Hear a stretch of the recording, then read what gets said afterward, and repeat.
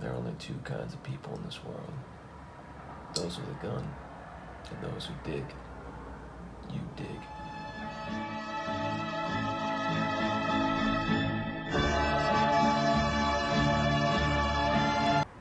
Cam, what the f?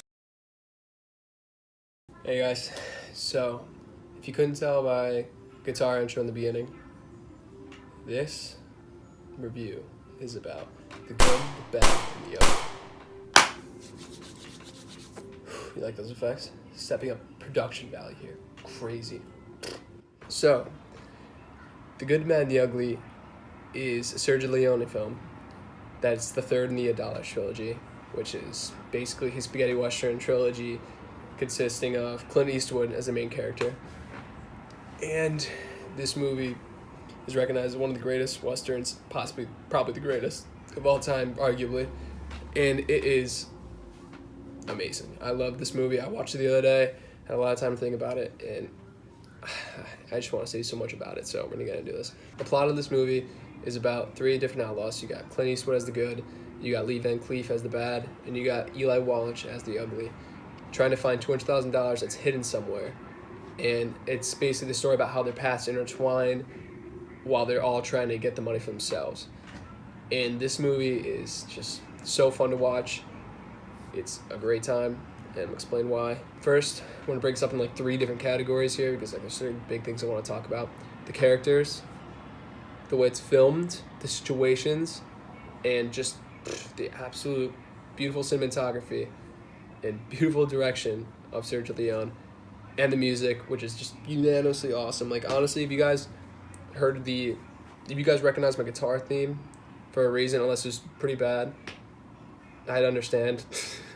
But if you recognize that, I'm pretty sure it's one of the most universally well-known things. You think of that, you think of Western, but we're going to get into that later. All right, so the characters of this movie, Clint Eastwood is awesome. We're going to talk about him first. So Clint Eastwood was one of those actors like that. You know, he had a TV show. He was on a TV show Rawhide in like early 60s and stuff like that. He really wanted to get into Hollywood, but no one would hire him. So he decided, Sergio Leone offered him to come out to Italy to work on the Dallas trilogy, with him. So he's like, screw it, I'm going to go to Italy, I'm going to make the best out of it. And he ended up going, and, through these three movies, he's become one of the world's well-known, famous westerns, probably the main western guy, besides like John Wayne. Those two are like the top. Those two are up there. Okay, you can argue about that with me, whatever, but like they're up there. This was his probably biggest performance. Well, one of them in his career. I think it's his biggest. This and like Unforgiven, but Unforgiven's for a different time. Unforgiven's a great movie too, but Lee Van Cleef plays the bad, and then Eli Wallach plays the ugly. So they're all personified really, really well. Lee Van Cleef kills it as the bad too. He's got the evil look. He's got the smile, like the evil laugh. He's got the narrow eyes. He's just deceptively evil. You know what I mean? He's just like the personification of it. The thing is with this movie, they're not all good people. They're all kind of outlaws. They're all anti-heroes. They just have those qualities about them. Like Clint Eastwood's more of an honorable man. Like he's seen doing good things here and there, but he's still an outlaw. He still kills a bunch of people. So the things that are like bad, he's still greedy. He still wants the money. But he is better than the rest of them here in terms of morality. The ugly, it's got to be the stand-up performance though. Eli Wallach absolutely kills it in this movie. His character is just all over the place, but in the best way possible. Him and Clint Eastwood's back and forth is just so fun to watch, and he's just one of those characters like you could just watch on screen and be instantly entertained by. There's one scene in particular that I'll tell you about, for example, that I really love. It's in the beginning of the movie, so I won't spoil anything. It's a scene where he's cleaning off guns. Not cleaning off guns. He's like putting together guns and stuff like that at this weapon store in the middle of like the beginning of the movie. And he's just going through all the guns. He's like taking apart the guns. He puts like 3 different parts together, makes his own revolver. And this scene was totally improvised. So he doesn't know anything about guns, and Sergio Leone is like, just have fun with it, see what you can do with it. And Sergio Leone loved the take he made, and they let it fly. And it was definitely a really, really cool scene to watch. It gives him a lot of characterization to the movie, because there's a lot more going on to this character than there is with the other two. But it doesn't take away from the other characters and how awesome they are. So it's great seeing them all three together. And at the end, when shit starts going down, all three of them together, it's so entertaining. And the way the movie builds up to that moment is just, it's awesome. So that brings it into the situations and how the movie's filmed. So this movie is shot amazing, like amazing.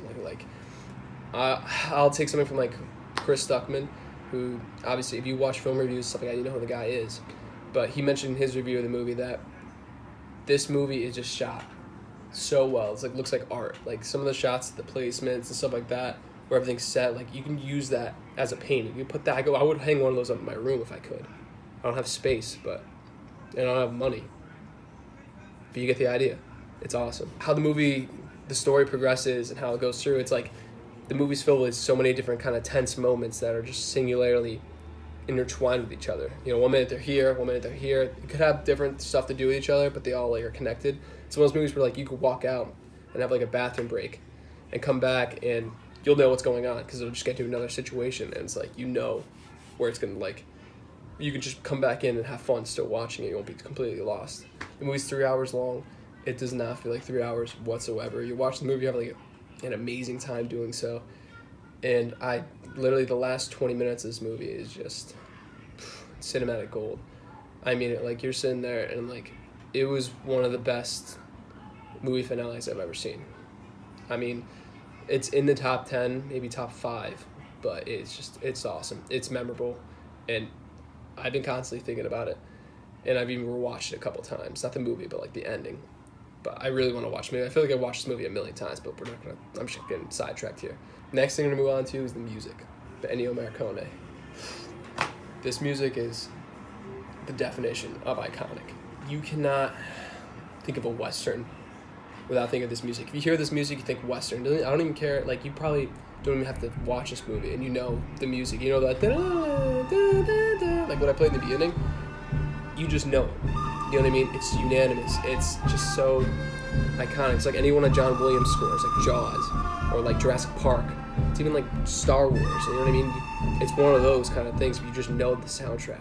This movie is filmed silently, which means that basically they filmed it without any audio, and that's basically because it was filmed in Italy, and the 3 main actors they were all English. Basically everyone else though was Spanish or Italian, so Sergio Leone had them speak their native tongues, and so they dubbed it over in English afterwards, which the dubbing's like like the ADR is kind of bad, but you get past it. You can kind of just let it go because it's an old movie. You're like, the technology wasn't there at the time, but it still shines. You can get through it.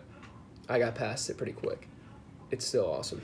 But the way he films in those silent gaps is with music. The way he utilizes music and also with silence and how it builds. It's awesome. Like I said, the last 20 minutes has some of the best all together and like powerful, impactful music. It just elevates everything, and it just makes it so awesome. That combined with the shots and the direction, it's just perfect. It's perfect. It's really just awesome. I can't get the soundtrack out of my head. The past like day, I've been just like along with the other songs. Like Ecstasy of Gold is a huge standout too. I recommend watching the movie before you see the soundtracks and do them on your own, even though you probably know them anyway. But The Verdict is just, go see it. If you're an enjoyer of film, even if you're not like the biggest movie person, you're gonna be so entertained by this movie. You're gonna love it. There's so much going on with it, and it's just such a fun ride. Such a fun ride. It's a classic. It gave Clint Eastwood the classic look and the talk. And that was a terrible Clint Eastwood impression. But man, the guy's a legend. He's a legend. This movie is just everything I need in a Western. Or a movie in general. It's amazing. Reminds me of like Lord of the Rings, just because on location it's got amazing music. It's like an epic movie. Love all the characters. It's small scale and a big scale encounter. It's awesome. So I'm gonna give this movie a 5 out of 5. It's awesome. I recommend it to anyone. Please go see this movie. It's on Amazon Prime right now for free. If you have Amazon Prime, at least, you can just watch it on there. It's 2 hours long. Just take the time out of your day. You're gonna love it. It's gonna go by fast.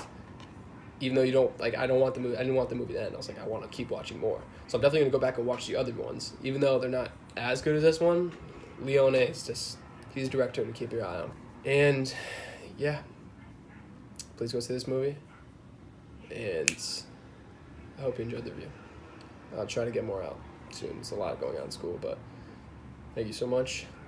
Have a good day, and I'll catch you on the next one.